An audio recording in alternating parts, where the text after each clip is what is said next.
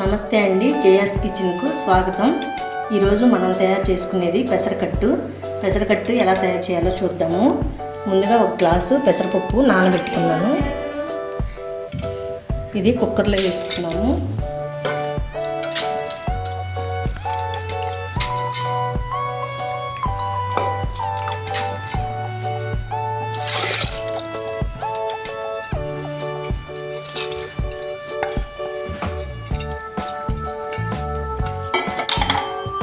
దీనిలో ముందుగా కట్ చేసి పెట్టుకున్న 2 టమాటాలు,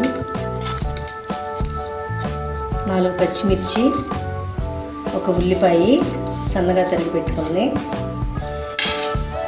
ఇప్పుడు కుక్కర్ మూత పెట్టుకొని స్టవ్ మీద పెట్టుకున్నాము. కుక్కర్ 3 విజిల్స్ వచ్చింది, ఆపుకున్నాను. 5 మినిట్స్ అయింది. ఒకసారి ఉడికిందేమో మూత చూసుకుందాము.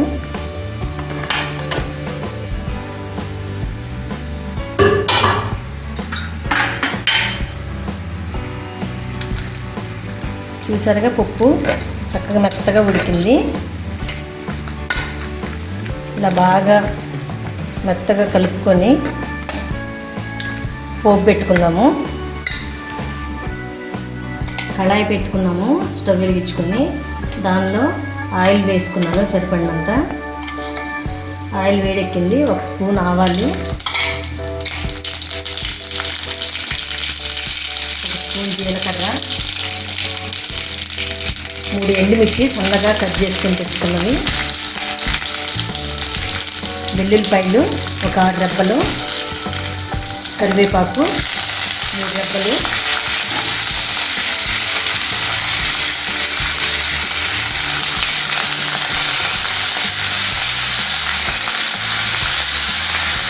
దీనిలో కొంచెం ఇంగువ వేసుకున్నాము. బాగుంటుంది, మంచి స్మెల్ వస్తుంది, చక్కగా ఉంటుంది ఇంటి వేసుకుంటే. దీన్ని కొంచెం ఆగనిద్దాము. తాలింపు వేగింది.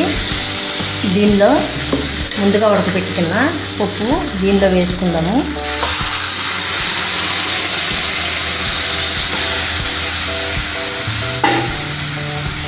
వేసుకొని ఒకసారి బాగా కలుపుకుందాము. పప్పు గట్టిగా ఉంది కదా, ఇది కొంచెం వాటర్ వేసుకుందాము.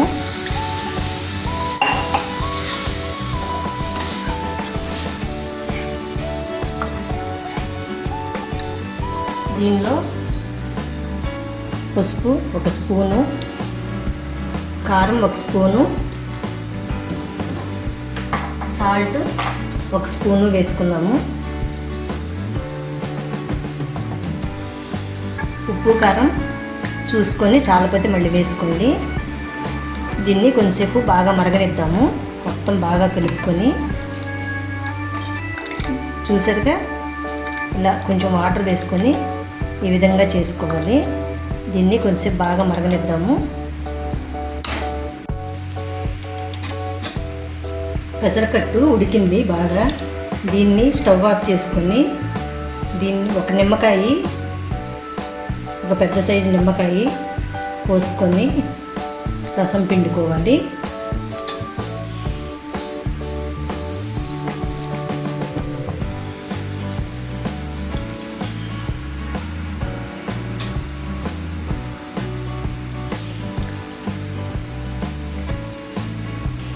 సన్నగా తరిగిన కొత్తిమీర వేసుకుందాము.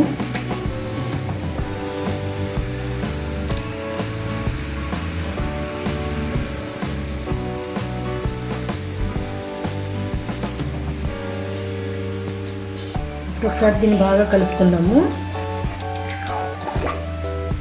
చూసారుగా ఇలా ఈ విధంగా పెట్టుకోవాలి.